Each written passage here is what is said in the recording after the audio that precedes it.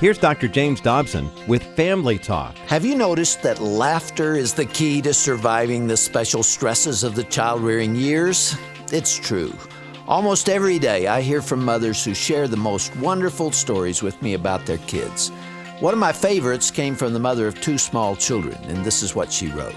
Dear Dr. Dobson, a few months ago I was making several phone calls in my family room where my 3-year-old daughter Adrian and my 5-month-old son Nathan were playing quietly. Now Nathan loves Adrian, who's been learning how to mother him gently since the time of his birth. I suddenly realized that the children were no longer in view. Down the hall and around the corner, I found the children playing cheerfully in Adrian's bedroom. Relieved and upset, I shouted, "Adrian, you know you're not allowed to carry Nathan. He's too little and you could hurt him if he fell." Startled, she answered, "I didn't, Mommy." Well, knowing that he couldn't crawl, I suspiciously demanded, "Well, then how'd he get all the way into your room?" Confident of my approval for her obedience, she said with a smile, "I rolled him." The kid's a little dizzy, but he's okay. Parents like this mother of Adrian and Nathan, who can see the delightful side of children, also tend to cope better with the difficulties. I hope you'll never, never get too busy to smile. Hear more at drjamesdobson.org. Welcome, everyone, to Family Talk. It's a ministry of the James Dobson Family Institute, supported by listeners just like you. I'm Dr. James Dobson, and I'm thrilled that you've joined us.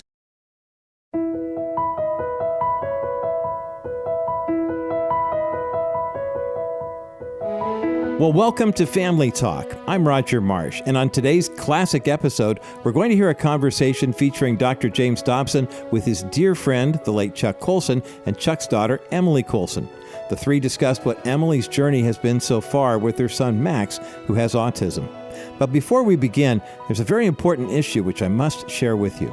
It has come to our attention that unscrupulous individuals have been using Dr. Dobson's image and likeness to falsely endorse online products. You have to know this advertising is absolutely untrue. Also, Dr. Dobson is in good health. He has not left the church and most definitely not left the ministry here at Family Talk. I want to make it perfectly clear to you that Dr. James Dobson has nothing to do with these online scams, nor has he ever endorsed any outside products or services, let alone any product or service that is not in line with biblical principles and values. Dr. Dobson cherishes the trust and confidence that you have given him in the ministry over the years, and he will always seek to uphold it. And now, let's join Dr. James Dobson, his guests Chuck Colson, and Chuck's daughter Emily Colson right now on Family Talk. You and your dad did not have a real good relationship in the early days, did you? We had a different relationship in the early days. My dad was very different before he became a Christian. I'm glad that I was old enough to be able to see that difference and be able to witness it firsthand, the change that happened in my dad when he became a Christian. And something has happened in your relationship too, hasn't it? And something has happened. Chuck, yes, are you all has. doing a lot of interviews together, or are you just getting started? Yeah, we're just getting started, Jim. We haven't done very many of them. And you're right in what you said. It was a rough childhood because I was totally obsessed with what I was doing. I'd been day and night gone most of the time when I was in the Marines and at law school at night and high-powered job in government days. And then I ended up building a big law firm. I totally neglected my family and lost my first family, my fault. It's my goal in life to try to teach dads not to make that mistake. And mine. Right. Yeah. And to realize how important it has been. But Max has coming onto the scene has completely changed my life. I've learned about love in a wholly different way. I've seen myself through Max's eyes, and you really have to come clean with who you are with Max because he'll expose you. And I've gotten down on my knees on the floor and played with this kid. I've agonized with Emily as she's gone through horrendous things, and we prayed together at length. And it would be hard. I can't imagine any dad who's closer to his daughter or loves his daughter more than I do. So it's been a wonderful story of redemption with us. She's paid a big price. She's gone through a lot in her life. But well, let's talk about that. Emily, you have a son named Max. That's who we're talking about here. And he's gorgeous. He is gorgeous. He's 19 years old now. He's 19. And when he was born, you began to recognize that there were some things that concerned you. Absolutely. When he was born, everything in my life was really kind of going on target, just as you sort of imagine just this lovely, normal life. There I was married, had a husband I loved, a baby on the way, a lovely home. I loved my job. Everything was just kind of working. And Max came on the scene, and I was pretty ill-equipped as a mom. And, Max wasn't sleeping. He cried all the time. And at about 4 months old, I realized it's not that he just didn't make eye contact, but he refused eye contact. If you got right in his face, he'd look away. And he'd only look at me when I looked away. So there were these strange things that were going on. But as a new mom, and autism was not so prevalent. So you just keep going. But what did the pediatrician tell you at that time? Well, at that time, at 4 months, they thought it was pretty interesting that he couldn't make eye contact, and it was more of a wait and see. I think we've got a great pediatrician, but I think at the time it just wasn't such a marker as it is now. It wasn't such a red flag. Did he use the word autistic to you? Not till Max was closer to 3, and his language wasn't developing. All of the markers were late. All of those developmental milestones were delayed. So he didn't crawl until the very last second when it qualified as normal. He didn't walk until the very last day when it was okay to walk. But I think that the bigger marker was that when he'd be around other kids or around other people, he just screamed all the time, and he'd bury his face in my shoulder and sob until I got him just to myself, got him in a quiet environment and sing to him. So those were really the things that were more troubling than even the delayed walking and the crawling. And he wasn't speaking. I think that was a pretty big marker. At that point, and you too. Lost your husband along the way. It was a very difficult adjustment. I'd been a designer and had a job that I loved, and I actually took a shower every day and then got thrown into motherhood at 100 miles an hour, and life changed. It really it changes for all of us when we bring that first child home and, we think we're ready, and it's pretty tough. You don't sleep. Everything changes in your life. Now, the baby always turns a family upside down. Jim, I'm sure you know this, but it happens tragically often that the husband simply can't handle it. I think it was that year. He walked out a year after Max was born. Max was 18 months old, and I was very confused about it. I remember being in a play group when Max was very young, just a few months old. We joined a play group with other moms with babies exactly the same age, and I would watch them, and their kids would all be crawling and start to babble and talk, be interested in interacting, and I was just standing there holding Max while he was screaming. And I remember going home and thinking, there's a secret that they're not talking about when I'm there. There's something they're doing. And I remember drilling Max one day, thinking he's going to go back with a word, and I'm going to be able to tell him he's got a word. They're doing something in the week when we're not together. And so, there was this complete frustration, really, and I don't know if frustration is the right word. Stress is, though, isn't it? There was a complete stress and bewilderment, and I was so exhausted, and I loved him so much. I was so crazy about him. And I think looking back, all he did was scream, perform usually airborne bodily functions, and I couldn't get enough of him. And I think in some ways, going through that divorce made me cling even more tightly to Max than I might have otherwise, and really made me push harder and know that this was the one thing left of this family that I thought I was creating and part of. And so I held really tightly to Max, and I thought, I'm not letting you go. Actually, Emily and I spent a lot of time together when she was going through the divorce, and I dealt with the lawyers that we had to hire, and it was very nasty and messy and difficult, and they had a beautiful home which had to be sold.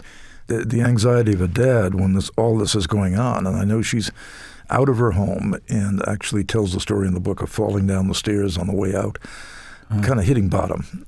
Did you know what she was going through? Oh, yeah. You understood that. I watched Max develop, and I thought there's serious problems here. I didn't dare mention to Emily what I was thinking. And I could just see the burden of this and then her life crashing in on her. And she was a baby Christian. It was agonizing. It was terrible on me because you just want to reach out and grab your child and protect her, and you can't, and you got to go through these high-powered lawyers and court hearings, and you're in abeyance throughout it. It is a very, very horrifying experience. Max is now about 4, and for the first time you got a definitive diagnosis of what was wrong. Yes. On the heels of going through the divorce, Max was diagnosed with autism. And it was really one of the most grace-filled moments. You wouldn't think it would happen that way. Just to know what you were dealing with. To know what I was dealing with, and to know that it wasn't going to change my love for this child. Nothing could touch that. And I really thought once we got the diagnosis, okay, we can deal with this. People are going to help us. We're going to find answers and solutions and places to go. But that was 15 years ago, and things are, even though there's still a tremendous struggle for families that are going through the diagnosis process, it was really tough. I mean, the internet was around, but not really, and you just didn't know where to turn. So as much as I thought, terrific, we've got a name, it's autism, let's figure it out, there was no figuring it out. It was a brick wall. I know from your book, Emily, that a lot of the people who should have known better did the wrong things or said the wrong things and were not helpful to you. And that had to be difficult because you're going to the experts and, well, explain it. Oh, well, we've had many experiences, as have other parents who are dealing with disabilities or dealing with any kinds of challenges with their kids. You sort of depend on people to help you out and tell you what to do. And we did get some pretty bad advice along the way. We had some good people, but I went to every conference that came anywhere within 200 miles. I was there. I was just soaking in information and reading everything I could read. And I really hounded down this one specialist. When Max was 7 years old, I heard him speak, and it was kind of exciting because he was telling people that through his methods, he could actually cure autism. So I really hounded this man's office. Beware when somebody tells you that. Yes. It's not such a simple thing. These kids can make tremendous progress, and Max has made, it's just astounding what's happened in his life. But I sought this specialist, and when I first spoke with him, Max was 7, and I was really excited, and I said, I really want to implement the program you're talking about. And he said, he asked how old Max was, and when I told him 7, he said, it's too late. You missed your chance. Oh, my goodness. And I was so heartbroken that I thought, oh, no, you don't. You are going to come to my house.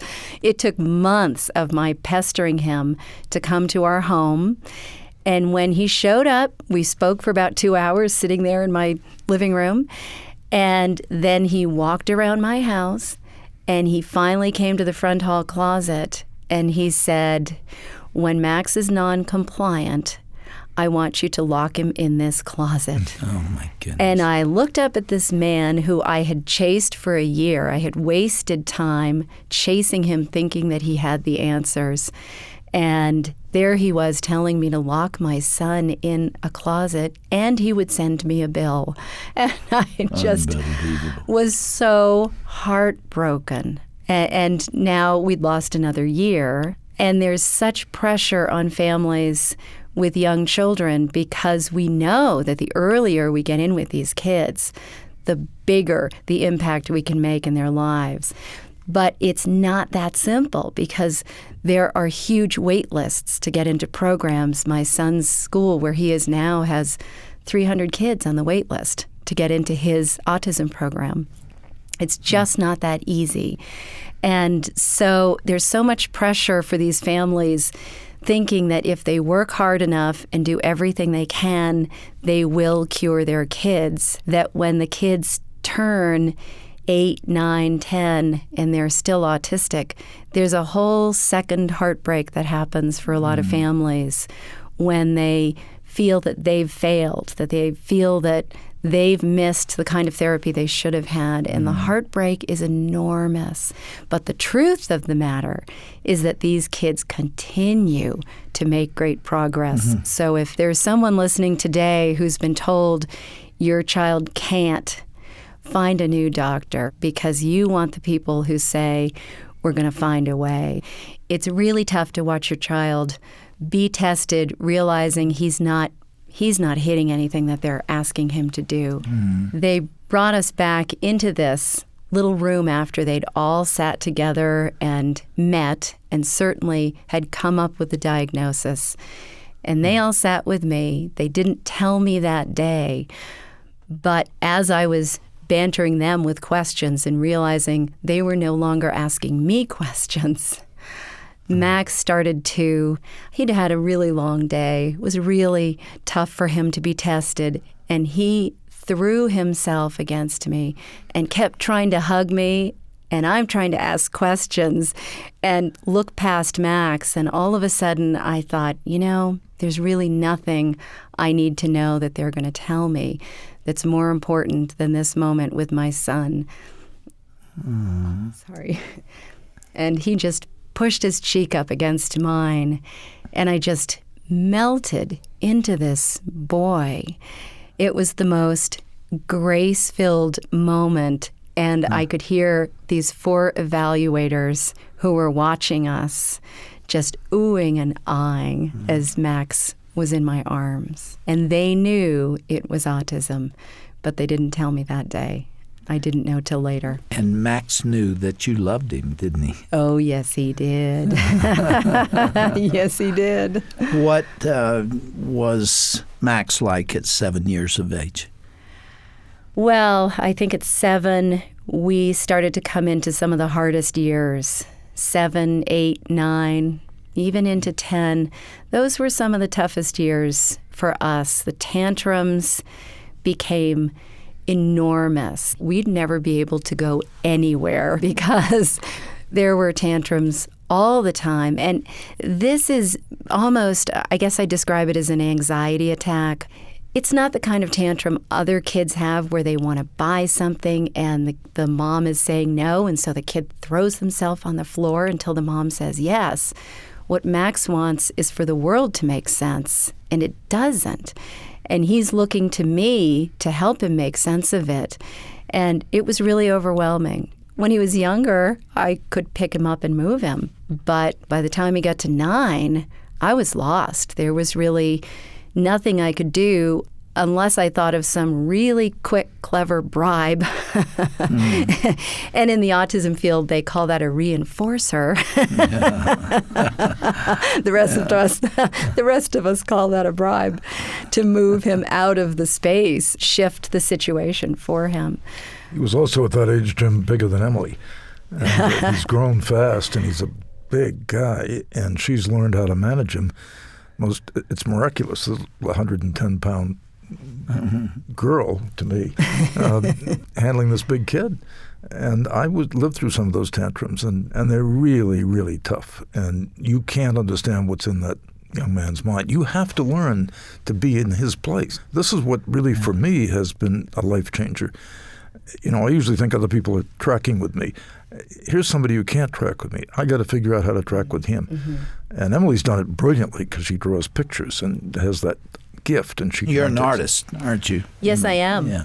Yes, I am. Our time is already gone, and we're really just getting into your story, Emily, and I would like to do another program with you. Would you be back with us? Oh, I'd love that. Yeah. The title of the book is Dancing with Max, and Chuck, I'm anxious to have you tell our listeners about what Max has meant to you and what your observations of him and his contribution to the human family. Well, this is the amazing thing. We need kids like this because they expose us for who we are and they teach us lessons I couldn't have learned otherwise, and they really have changed our family and changed the lives of thousands of people. One day when Max and Emily were with us in Florida, I wanted to go over and see some very dear friends. So Emily and I packed up Max and we went over. And, we walked in and he was very good about it because he was getting a little easier to introduce to new situations as long as you kept control of the noise. We got into the living room and sat down, and Max sat on the couch, and I thought, oh, this is great. This is really going to work. And we're having this nice conversation. All of a sudden, Max bounces up, goes to the center of the floor and says, where are the vacuum cleaners? He loves vacuum cleaners. He loves vacuum cleaners and car seats. And he's got these, and bananas. He's got these obsessions with things. Well, all of a sudden, this rather staid conservative family are a little startled, and they went and got the vacuums. And it turned out there were 4 or 5 vacuums in the house. And Max is saying, come on, turn them on, turn them off, turn them off. He is now directing these people as they're dancing around in a circle. And I'm watching all of this and thinking, I've never gotten these people to laugh like this and enjoy themselves like this. And they were having such fun. But you could see the joy he brought into their lives. It's such a blessing.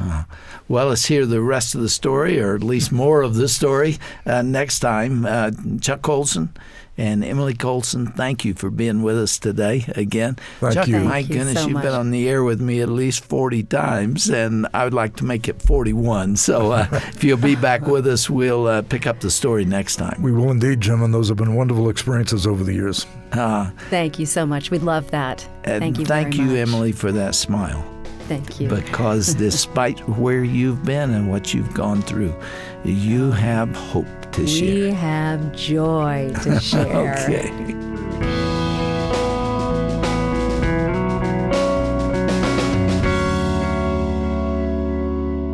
Well, what an open and honest conversation today here on Family Talk. That was our own Dr. James Dobson and his guests, the late Chuck Colson and his daughter, Emily Colson. Now, if today's program touched your heart, be sure to join us again tomorrow and hear part 2 of this fascinating discussion. Emily will be sharing how her son's autism was creating stress in her family and how she once again found peace. If you missed any part of today's program, you can listen again, of course, at drjamesdobson.org/Family Talk. And if you can relate to being overwhelmed as a mom or a caregiver, we have a special gift just for you. It's a 2-disc CD set called God's Plan for the Overwhelmed Mom. In this collection, Dr. Dobson talks with his special guest, Sarah Parshall-Perry, as she discusses her struggles as a mom of 3 with 2 of her children having Asperger's syndrome. It's quite an encouraging conversation that we think you'll enjoy. Now, this CD collection is our gift to you as a thank you for your donation of any amount in support of the Dr. James Dobson Family Institute. We are a completely listener-supported program, and we greatly appreciate all of your prayers and financial support. So go online to drjamesdobson.org and hit the Resources tab. Once you're on that page, hit the Store button and then look for the link for God's Plan for the Overwhelmed Mom. We'll be happy to send it to you as our way of thanking you for your gift of any amount in support of JDFI today. I'm Roger Marsh. Have a great day, and may God continue to richly bless you and your family as you grow in your relationship with Him.